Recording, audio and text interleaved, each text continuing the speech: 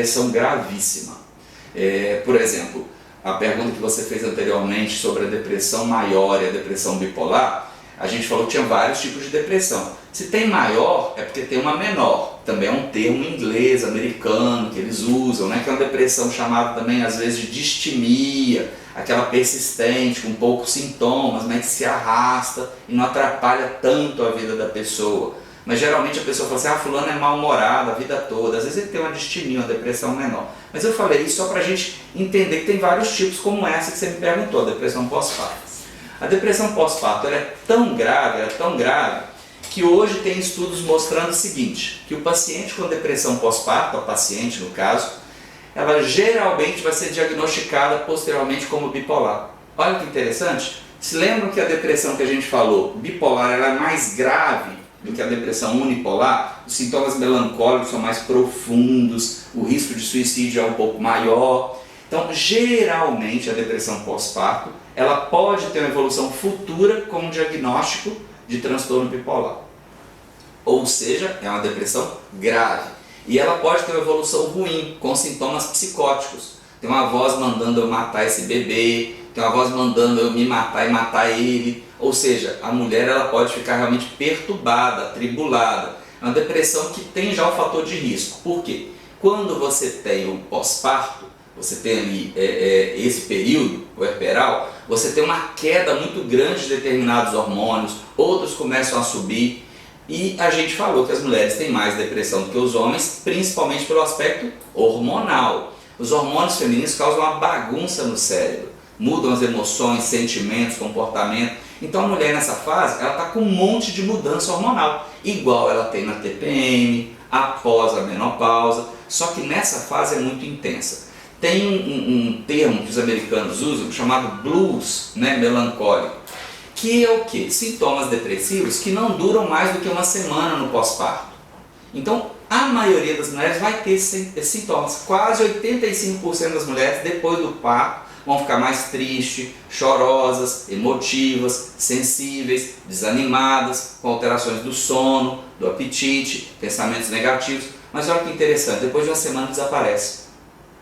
Então, se não desapareceu depois de uma semana e começa a aumentar, eu tenho que me preocupar e eu tenho que tratar. E hoje a maioria dos remédios eles são compatíveis com a amamentação. Então a gente tem antidepressivos como sertralina, fluoxetina, conhecido da maioria das pessoas, que podem ser usados na amamentação. E que o bebê não vai ficar doidão porque a mãe está amamentando tomando remédio. Não vai ter esse risco. É evidente que ninguém vai sair se automedicando. Isso é só pra gente quebrar aquele preconceito. Agora eu vou ter que parar a amamentação, eu não queria. Então assim, hoje os tratamentos eles são mais seguros. Tem tratamentos que a gente usa até durante a gestação. E muitas vezes até o colega que não é da área, ele desconhece. Eu já atendi pacientes que o ginecologista não, você não pode tomar esse remédio.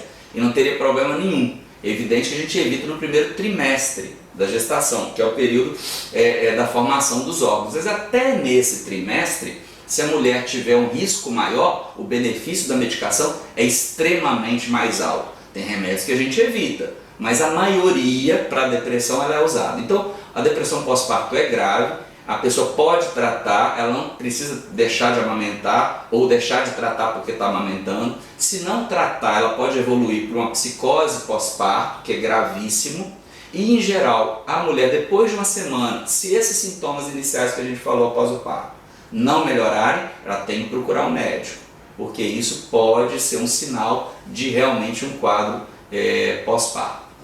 Doutor, e para terminar, o que as pessoas podem fazer de uma maneira preventiva, então, assim, no aspecto geral, na vida delas, para evitar de desenvolver esses quadros depressivos? Ok. A gente sabe, como foi mencionado, que há alguns aspectos que não tem como eu mudar. Por exemplo, se eu sou mulher, teoricamente, os meus hormônios eles vão me predispor mais do que um homem que não tem esses hormônios. Se eu tenho na família parentes de primeiro grau que têm a doença, eu também não tenho como mudar a minha genética que eu posso ter herdado.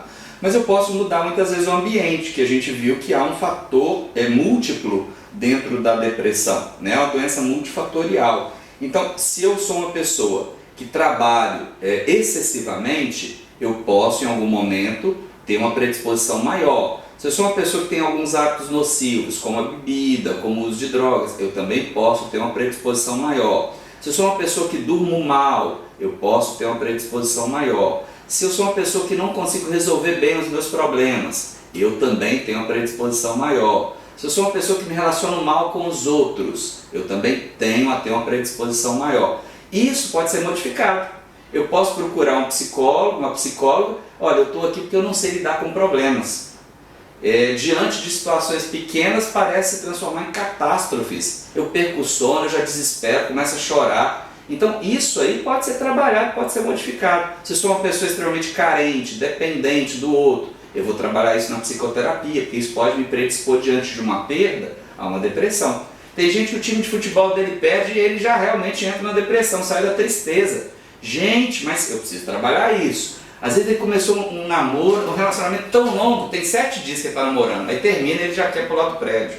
Então, isso aí eu consigo trabalhar a nível de psicoterapia. Eu preciso o quê? Estruturar melhor a minha capacidade para lidar com perdas, frustrações, nãos. Então, isso aí dá para modificar. O que eu como, o que eu bebo, a quantidade que eu durmo, isso também. Praticar atividade física, isso é fundamental. Não que uma pessoa que seja esportista, com bons hábitos e se relacione bem, não vai ter depressão. A gente viu que é uma doença multifatorial. Se ele tem uma genética forte para a depressão, ele pode ser um atleta, uma pessoa super bem resolvida e ter um estilo de vida saudável e vai deprimir. Só que ele talvez vai deprimir um pouco mais tarde, ou a intensidade ele consegue se recuperar melhor. Então tudo isso a gente tem que levar em consideração. O que acontece? Independente se tem fatores genéticos, ambientais, de personalidade, todos eles vão fazer o que, Lilian? Vão modificar a química do nosso cérebro, que é o que as pessoas hoje conhecem, né? Os chamados neurotransmissores, serotonina, noradrenalina, dopamina, endorfina. Só que isso é a ponta do iceberg. Na verdade, a gente entende um pouco melhor como que o cérebro com depressão funciona por causa um pouco disso. Mas o mecanismo é muito mais complexo. Eu me lembro que tinha um professor, na época ainda da residência em psiquiatria, que ele dizia, olha, é provável que daqui uns 30, 40 anos, tudo isso que a gente aprendeu caia por terra e a gente entenda melhor como que funciona. Mas até hoje é o que a gente tem, o que a gente sabe, que os neurotransmissores estão envolvidos no mecanismo de adoecimento, seja por qualquer motivo, genético, ambiental ou de personalidade. Se eu tenho quase todos, então vou ter um monte de mudança. E os remédios vão o quê? Modificar um pouquinho positivamente essa química. A psicoterapia ela tem esse poder, principalmente a psicoterapia cognitiva, comportamental. Não que as outras não funcionem, o paciente pode se adaptar com uma ou com outra, mas essas são mais quantificáveis a nível de pesquisa, demonstração de resultados. A gente sabe que os próprios exercícios junto com isso aí dentro do pacote também ajuda. E sabia que tem um negócio interessante, Lilian, que hoje está sendo falado principalmente na psiquiatria norte-americana, o aspecto da fé. Antigamente era uma coisa que era assim, uma barreira a gente falar sobre isso. Mas mesmo hoje, os psiquiatras, por exemplo, ateus nos Estados Unidos, eles são aconselhados a perguntar para o paciente dele, como é que está a sua fé? Mas como assim, doutor Fabrício? O que isso tem a ver? Tem uma expressão chamada de coping religioso, que é como se fosse, vamos dizer assim, um preditor de recuperação, de resiliência, de capacidade de enfrentar e superar aquela doença. Mas o que esse coping religioso ele quer dizer? O coping religioso. Ele fala sobre o relacionamento com Deus. Olha que interessante. Independente se a pessoa é cristã, budista, islâmica, você tem 3 tipos básicos. O negativo, que é aquele que a pessoa fala assim, não, eu estou doente assim porque Deus está me castigando. Isso aí é porque eu fiz uma coisa errada e Deus está me punindo. As pesquisas mostram que esse tipo de coping religioso, ele não ajuda, ele atrapalha, a pessoa fica mais doente mesmo, com esse tipo de crença. Agora, se a pessoa tem, por exemplo, o chamado coping religioso passivo, eu acredito que existe um Deus, mas é só isso. Ele nem atrapalha e nem ajuda. Mas o positivo ou colaborativo, olha que interessante, ele faz com que você desenvolva determinadas mudanças de auxílio na recuperação do quadro. As pesquisas não estão falando que quem tem religião não tem depressão, não é nada disso. Tem alguém entendendo isso aqui está entendendo errado. O que as pesquisas mostram é o seguinte, que a pessoa que tem esse coping religioso colaborativo ou positivo, ela consegue usar disso para auxiliá-la a superar a doença aliada aos outros tratamentos. Mas o que quer dizer o colaborativo ou positivo? É aquela pessoa que tem um relacionamento com Deus. Eu lembro que eu estava num congresso brasileiro de psiquiatria há uns 5 anos atrás, lá em Florianópolis, e o pesquisador mais conhecido dessa área, que é um judeu, é o Kenneth Pargament, que é um professor norte-americano, ele esteve no congresso e ele falava muito sobre o quê? Sobre parceria. A pessoa que tem uma parceria com Deus, ela geralmente nas pesquisas, ela consegue ter uma capacidade aumentada junto com remédio, terapia, exercício, de superação da doença. E o que é essa parceria? Aí ele citava nas pesquisas que foram feitas. É aquela pessoa que o quê? Convive, relaciona-se com o sagrado, com o divino, seja através de uma leitura de um livro sagrado, de uma frequência, uma instituição sagrada, uma igreja, uma mesquita, um templo, uma pessoa que pratica oração, uma prece. Essa pessoa, ela tem um fator positivo de recuperação maior. Interessante que ele apresentou uma pesquisa, por exemplo, que não tem totalmente a ver com o que a gente está falando, mas para compreender melhor como que isso funciona. Pacientes com vírus HIV que se sentiam amados por Deus, eles tinham um aumento da célula CD4, que são os linfócitos que combatem esse vírus que causa AIDS.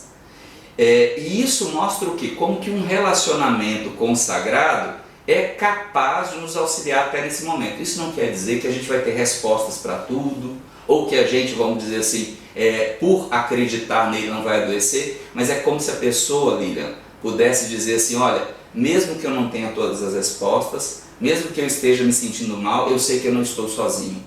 E isso, até dentro da ciência hoje, tem se demonstrado benéfico nos tratamentos psiquiátricos e psicológicos. Nossa, de grande valia a sua participação aqui.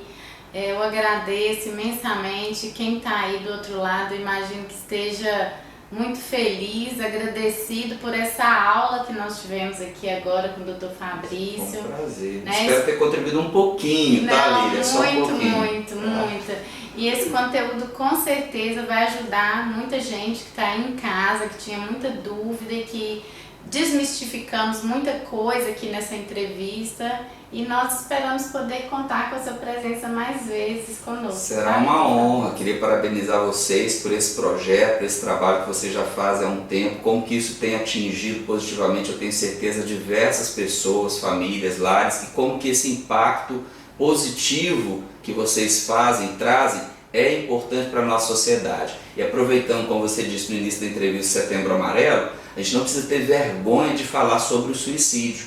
Muitas vezes, se você está sentindo, quem está nos ouvindo, esse tipo de sentimento, emoção, pensamento, fale para o seu psicólogo, fale para o seu médico. Né? Você não é pior do que os outros porque está sentindo isso. E isso vai já trazer um alívio para a gente. Falar sobre isso de uma forma construtiva cria ali uma série de aberturas para a gente já iniciar um tratamento e saber que aquilo vai passar. O suicídio ele não é a única saída e nem a melhor. Então existem outras saídas que eu vou conseguir enxergar se eu me permitir ser tratado. E com isso eu vou entender que há de novo a possibilidade de eu reencontrar o quê? O sentido para a vida. E visualizar que eu posso novamente ser feliz, apesar dos problemas que porventura eu tenho. Muito obrigada. Viu? Por nada, foi um prazer. Tchau.